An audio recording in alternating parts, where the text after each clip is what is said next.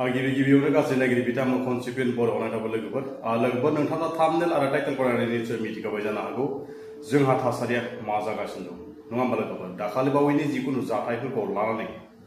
दिनैसिम दाखालि बावैफोर माने जिकुनु जाथायफोरखौ मिलायजोबखांनायनि उनाव आरो रिपिटलि प्रिति आरो एडिटिं एमजे बिथांमोननि सायाव दाङाबाजि खालामनाय बिथांजोमोननि सायाव माने ओरैबायदि माने हौवा हिन्जावजोंनो माने भिडिअ रेकर्ड खालामलायनाय बिथां सानैजों एमजेजों आरो हिन्जावजों लोगोसे दाङाबाजि भिडिअ रेकर्डिं लाखिनो जुजिलायनाय जिकुनु कल रेकर्डिं लाखिनो जुजिलायनानै सानैनि गेजेराव दाङाबाजि रिपिटलि माने नांलाय खमलाय जादों नोंथांमोना ससे क्लिप भिडिअखौ नायलांग्रो बिनि उनाव आंथ' नोंथांमोन सिगाङाव माने खोन्थाना होगोन नोंथांमोना ससे क्लिप भिडिअखौ नायलांग्रोदो थाजानो थांगोन ना नोंसोर बादि मानसि लोगोफोर नोंथांमोना भिडिअखौ नायनानै निसय मिथिखाबाय जानो हागौ बेफोरबायदि थासारि समाजाव माने दिनैसिमबो माने जोबनानै थाखाय होनना बुङोब्ला सबसे लास्ट सबसे माने स्ट्राइक जिखौ माने गोरासिन सोलिबाय थानाय होनना बुङोब्ला बिसोरखौनो होनना बुंनो हायो आरो दिनैसिम हमनानै ला एनिथिं एमजे मोना मा सानदों दिनैसिम प्रिति मोना संसार जाखानानै गथ' सासे थानायखौ एसे बिथांमोना मा खालामनो सानदों बिनि सायाव साननांगौ एसे खोन्था दं लोगोसे बिनि सायाव माने एसे फोरमायनांगौ खोन्था दं बिथांजोमोना दिनैसिम हमनानै ला हौवासानिफ्राय रायजो राजाखौ लानानै प्रितिनि हिन्जावसानिफ्राय रायजो राजाखौ लानानै गंनै रायजोजों मिलायफिनलायनानै बिसोरखौ संसार जाफिनदों होननानै गोरोबलाय होफिनदोंमोन नाथाय बिनि गेजेराव माने दाङाबाजि रिपिटलि थांखांनाय जिकुनु माने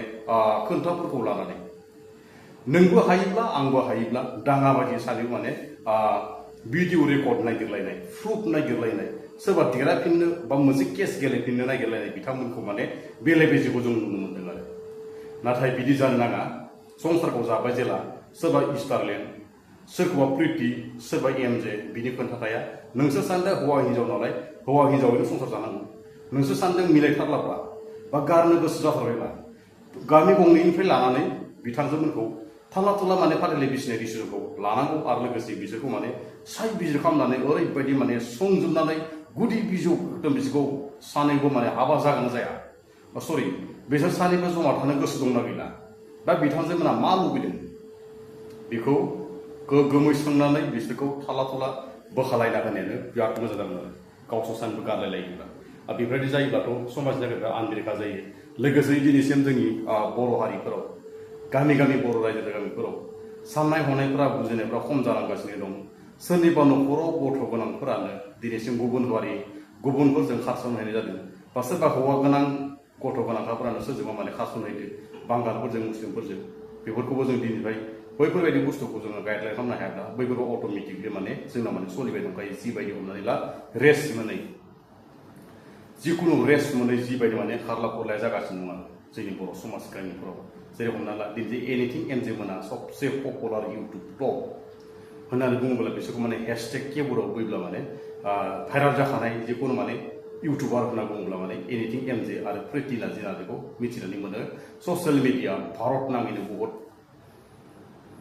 मिथियै मानसिफोराबो माने मिथिजोबनानै हमबाय आरो बेफोरबायदि सानस'लायनो हायो बा बेफोरबायदि माने जेबो माने गिदिर केस गैलायै बायदि बिथांमोना माने थाबैनो मिलायनानै सानैबो संसार जाफिननांगौ आरो लोगोसे बिथांमोना मिलायथारनो गोसो गैयाब्ला ससियेल मिडियाआव भिडिअखौ जानला माला हगारनानै सोरखौबा माने खर' गाज्रि खालामनो नागिरनो नाजानायानो बिराद गोरोन्थि जागोन आं बेखौनो बुङो लोगोसे दिनैसिम गामि गंनैजों बिसोरखौ मिलायलायनो हायाब्ला आरो बिथांजोंना मा खालामनो सानदों दिनै समाजनो मा फोरमायनो सानदों नोंसोरल' रायजो जादों नामा बा नोंसोरल' संसार जादों नामा बे जायगायाव बा बे बुहुमाव एसे बुजिनो नाजानांगौ दिनैसिम नोंसोर बायदिया मोजां गाज्रि खोथा बाथ्राफोरखौ सेयार खालामबाय थायोबा सोरबा साफा सानै न'खराबो नोंसोरखौ जों एक्सन लानो हायाब्ला बै गामिनि रायजो राजाफ्रा एक्सन लानो हायाब्ला अट'मेटिकलि गाज्रि जालांनाय लामायाव माने फैगासिनो दं आरो दिनैसिम एमजे आरो हमना ला प्रिति नार्जिना बिथांजोमोना मिलियन साबस्क्राइबार गोनां मिलियन फल'वार गोनां बिथांमोना अडियन्सफोरनो मोजां मटिभेसन होनांगौ मोजां माने इनभाइट खालामनांगौ मोजां इमप्रेसन होनांगौ बिथांजोमोननि थाखायसो मिथिसार होनाय जिकुनु बाथ्रा खोथाफोर सेयार खालामनो हानाय बिथांजोमोननि चेनेलफोराव पस्ट खालायोब्लानो सबबो एसे मिथिनो मोनो बा एसे एला गियान मोनो एसे एला माने बुजिनो हायो बिथांमोना माने मोजां मटिभेसन होयोब्ला नाथाय बिसोर मा खालायो फेसबुकखौ सलायनो रोङाखै दिनैसिम नाथाय बिसोर मा खालामदो फेसबुकखौ दिनै सलायनो रोङाखै बिसोर माने इउटुबखौ सलायनो रोङाखै बिसोर माने गाज्रि नटिफिकेसनसो होगासिनो दं जायबायदि नायग्रा इउटुबारफोर बा जायबायदि नायगिरि अडियन्सफोर साबसक्राइबारफोरनो बिसोर माने गाज्रि नटिफिकेसनसो होगासिनो दं बिथांमोनखौ गोख्रों एक्सन लानो हायाब्ला इयुननि जेसेबांखि थाखानाय नायगिरि बिथांमोन जिबायदि जायगायाव खना खनला मोनो जुदि बेफोरबायदि भिडिअखौ नायोब्ला साफा सानै नखराबो अट'मेटिकलि गाज्रि जानो थांगासिनो दं बेफोरबायदिखौ जोङो संसार जाखानाय हिसाबै बेफोरबायदिखौ जोङो एक्सन लानो हायाब्ला दिनैसिम 800 टाकानिफ्राय माने गावनाव फैसा गैयिनि थाखायनो बियाव बिखुनजोजों माने नांलाय खमलाय जानाय बा दाङाबाजि गेजेराव जाफ्रावलायनाय बेफोरथ' बिराद आनलिगिबोल बाथ्रा दिनैसिम इउटुबार जालायनाय फैसा 800 गैलायालासेनो नांलाय खमलाय जालायनाय बा गुन्दा होना रायजालायनाय बिराद असनमान बिहावफोरजों दाङाबाजि नांलाय खमलाय जानाय बेफोरखौ ससियेल मिडियायाव शेयार खालामबाय नामा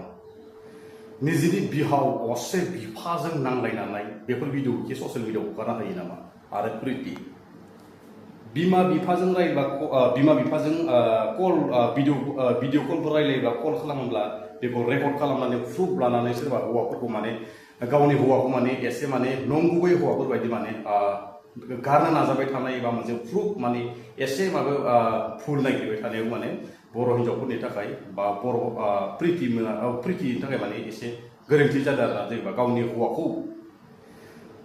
हौवाखौ माने ओरैबायदि माने गाज्रि हाखराव खोलैनो नाजानाय बा एमजेआ गावनि हिन्जावखौ माने एसे हाखराव खोलैनो नाजानाय बेफोर माने दाङाबाजि खालामनानै माने भिडिअ रेकर्ड खालामलायनानै बेफोरबायदि ससियेल मिडियायाव माने सानैबो बिबुजेना जालायबाय थायो माने संसारा माने थुब्ला जागोन फाथैलाय बिसिनाया इयुन जायो आं बेखौनो बुङोखि दिनैसिम प्रिति नार्जिनि गामिनि रायजो राजाखौ लानानै गावबुराफोरखौ लानानै आरो लोगोसेयै एमजेनिफ्राय रायजो राजाखौ लानानै गावबुराखौ लानानै बिसोरखौ गोरोबफिनलाय होदोंमोन बिनि उनाव गावस्रानायखौ नुफिननो मोन्दों आसलथे बैफोर गामियाव बै गामि गंनै रायजो राजाया मिलायलायनो हायाब्ला बै मा जागोन ना खर'आव गेलेगोन ना खर' डाइभर्स खालामगोन बिथांमोनासो थांनाय समफोराव मा खालामगासिनो मिथिनो थांगासिनो दं लोगोसे गावसोर मा खालामदों बेखौथ' नुखागोन ससियेल मिडियायाव गावसोरनो सेयार खालामना लाखायो रावबो सेयार खालाया गावसोरनो सेयार खालामना लायो गावसोरनो लासिंसिं जायो बिसोरखौ मा बुंनांगौ जायो निलाजि होनना बुङो माने जेबो लाब गैया जेबो लस जाया लोगोफोर दिनैनि भिडिअखौ बारा गोलाव खालामनाय सुबुंफोरजोंसो लोगोफोर आंनि बुंनायफोराव मासे गोरोन्थि जायोब्ला आं दिनैसो बर' हारिनि साननानै गोरोन्थि थाखाय निमाहा होबानो जाबाय लोगोफोर दिनैनि भिडिअखौ एसेयावनो लोगोफोर सोरबा गोदान भिडिअ साबस्क्राइब खालामना होदो आरो लोगोसे सोरबा साबस्क्राइब खालामखादोंबा जेबो नङा दिनैनि भिडिअखौ एसेयावनो लोगोफोर बर' हारि जिउ गोजोन